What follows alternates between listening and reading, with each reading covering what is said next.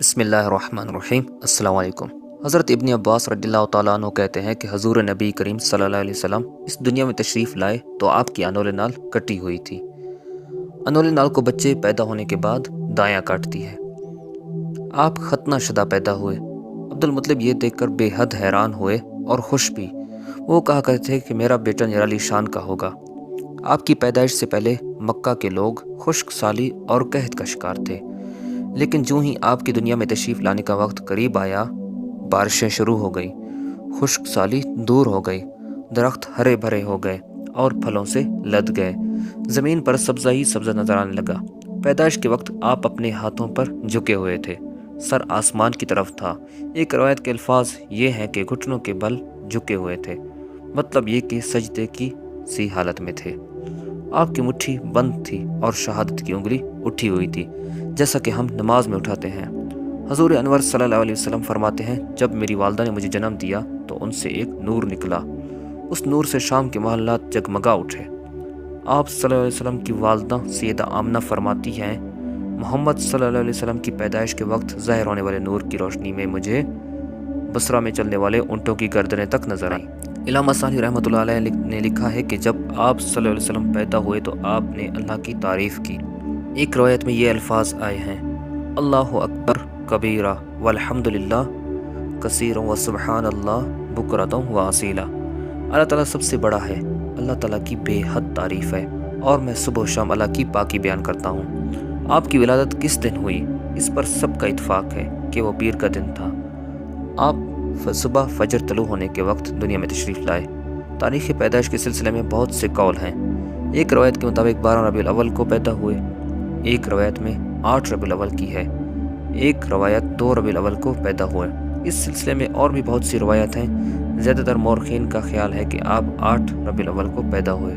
تقویم کے طریقے کے حساب سے جب تاریخ نکالی گئی تو 9 ربیع الاول نکلی، مطلب یہ کہ اس بارے میں بالکل صحیح بات کسی کو معلوم نہیں۔ اس پر سب کا اتفاق ہے کہ مہینہ ربیع الاول کا تھا اور دن پیر کا۔ یہ بھی کہا جاتا ہے کہ آپ کو پیر کے دن ہی نبوت ملی، پیر ہی کے روز ہی آپ نے مدینہ منورہ کی طرف ہجرت فرمائی اور پیر ہی کے روز ہی آپ کی وفات ہوئی۔ آپ عام الفیل میں پیدا ہوئے، یعنی ہاتھیوں والے سال میں۔ اس سال کو ہاتھیوں والا سال اس لیے کہا جاتا ہے کہ ابراہیمہ نے ہاتھیوں کے ساتھ مکہ مکرمہ پر چڑھائی کی تھی۔ آپ صلی اللہ علیہ وسلم کی پیدائش اس واقعے کے کچھ ہی دن بعد ہوئی تھی۔ واقعہ کچھ اس طرح ہے کہ ابراہیمہ یمن کا عیسائی حاکم تھا۔ حج کے دنوں میں اس نے دیکھا کہ لوگ بیت اللہ کا حج کرنے جاتے ہیں۔ اس نے اپنے لوگوں سے پوچھا، یہ لوگ کہاں جاتے ہیں؟ اسے جواب ملا، بیت اللہ کا حج کرنے کے لیے مکہ جاتے ہیں۔ اس نے پوچھا، بیت اللہ کس چیز کا بنا ہوا ہے؟ اسے بتایا گیا، پتھروں کا ہے۔ اس نے پوچھا، اس کا لباس کیا ہے؟ بتایا گیا، ہمارے ہاں سے جو دھاری دار کپڑا جاتا ہے، اس میں سے اس کی پوشاک تیار کی جاتی ہے۔ ابراہیمہ عیسائی تھا۔ ساری بات سن کر اس نے کہا، مسیح کی قسم، میں تم لوگوں کے لیے اس سے اچھا گھر تعمیر کروں گا۔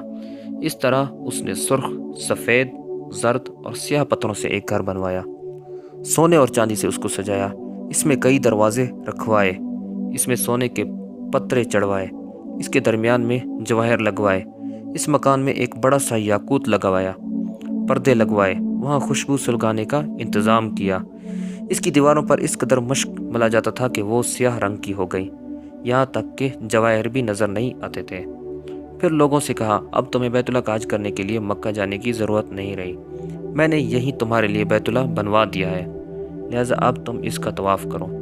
اس طرح کچھ قبائل کئی سال تک اس کا حج کرتے رہے، اس میں اعتکاف کرتے رہے، حج والے مناسک بھی یہیں ادا کرتے رہے۔ عرب کے ایک شخص نفیل خمشی سے یہ بات برداشت نہ ہو سکی، وہ اس منصوبہ خانہ کعبہ کے خلاف دل ہی دل میں گڑتا رہا۔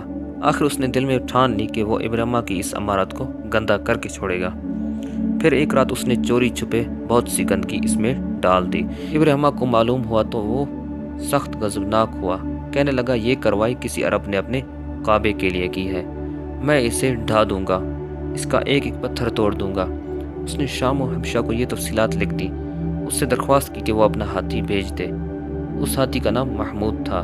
یہ اس قدر بڑا تھا کہ اتنا بڑا ہاتھی روئے زمین پر دیکھنے میں نہیں آیا تھا۔ جب ہاتھی اس کے پاس پہنچ گیا تو وہ اپنی فوج لے کر نکلا اور مکہ کا رخ کیا۔ یہ لشکر جب مکہ کے قریب و جوار میں پہنچا تو ابراہیمہ نے فوج کو حکم دیا کہ ان لوگوں کے جانور لوٹ لیے جائیں۔ اس کے حکم پر فوجیوں نے جانور پکڑ لیے، انہیں عبد المطلب کے اونٹ بھی تھے۔ نفیل بھی اس لشکر میں ابراہیمہ کے ساتھ موجود تھا اور یہ عبد المطلب کا دوست تھا۔ عبد المطلب اس سے ملے، اونٹوں کے سلسلے میں بات کی۔ نفیل نے ابراہیمہ سے کہا، قریش کا سردار عبد المطلب ملنا چاہتا ہے، یہ شخص تمام عرب کا سردار ہے، شرف اور بزرگی اسے حاصل ہے، لوگوں میں اس کا بہت بڑا اثر ہے، لوگوں کو اچھے اچھے گھوڑے دیتا ہے، انہیں عطیات دیتا ہے، کھانا کھلاتا ہے۔ یہ گویا عبد المطلب کا تعارف تھا۔ ابراہیمہ نے انہیں ملاقات کے لیے بلا لیا۔ ابراہیمہ نے ان سے پوچھا، بتائیے آپ کیا چاہتے ہیں؟ انہوں نے جواب دیا، میں چاہتا ہوں میرے اونٹ مجھے واپس مل جائے۔ ان کی یہ بات سن کر ابراہیمہ بہت حیران ہوا۔ اس نے کہا، مجھے تو بتایا گیا کہ آپ عرب کے سردار ہیں، بہت عزت اور بزرگی کے مالک ہیں، لیکن لگتا ہے مجھ سے غلط بیانی کی گئی ہے، کیونکہ میرا خیال تھا کہ آپ مجھ سے بیت اللہ کے بارے میں بات کریں گے، جس کو میں گرانے آیا ہوں اور جس کے ساتھ آپ سب کی عزت وابستہ ہے، لیکن آپ نے تو سرے سے اس کی بات ہی نہیں کی اور اپنے اونٹوں کا رونا لے کر بیٹھ گئے۔ یہ کیا بات ہوئی؟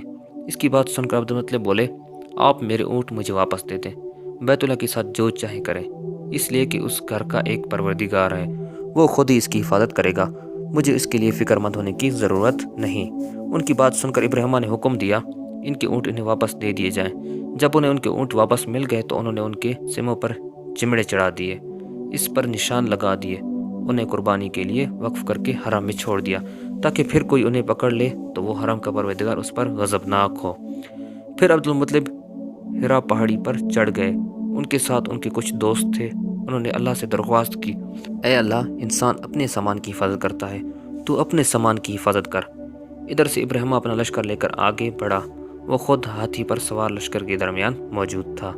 ایسے میں اس کے ہاتھی نے آگے بڑھنے سے انکار کر دیا، وہ زمین پر بیٹھ گیا۔ ہاتھی بانوں نے اسے اٹھانے کی کوشش کی لیکن وہ نہ اٹھا۔ انہوں نے اس کے سر پر ضربیں لگائی، آنکھ چبوئے، مگر وہ کھڑا نہ ہوا۔ کچھ سوچ کر انہوں نے اس کا رخ یمن کی طرف کیا تو وہ فوراً اس کی طرف چلنے لگا۔ اس کا رخ پھر مکہ کی طرف کیا گیا تو وہ پھر رک گیا۔ ہاتھی بانوں نے یہ تجربہ بار بار کیا۔ آخر ابراہیمہ نے حکم دیا کہ ہاتھی کو شراب پلائی جائے تاکہ نشے میں اسے کچھ ہوش نہ رہ جائے اور ہم اسے مکہ کی طرف آگے بڑھا سکیں۔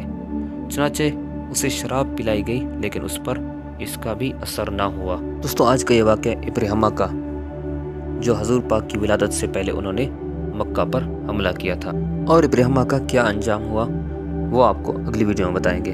اگر آپ ہمارے چینل پہ نئے ہیں تو پلیز اسے سبسکرائب کر دیں تاکہ اگلی ویڈیو بھی آپ تک پہنچ سکے۔ تب تک کے لیے اللہ حافظ۔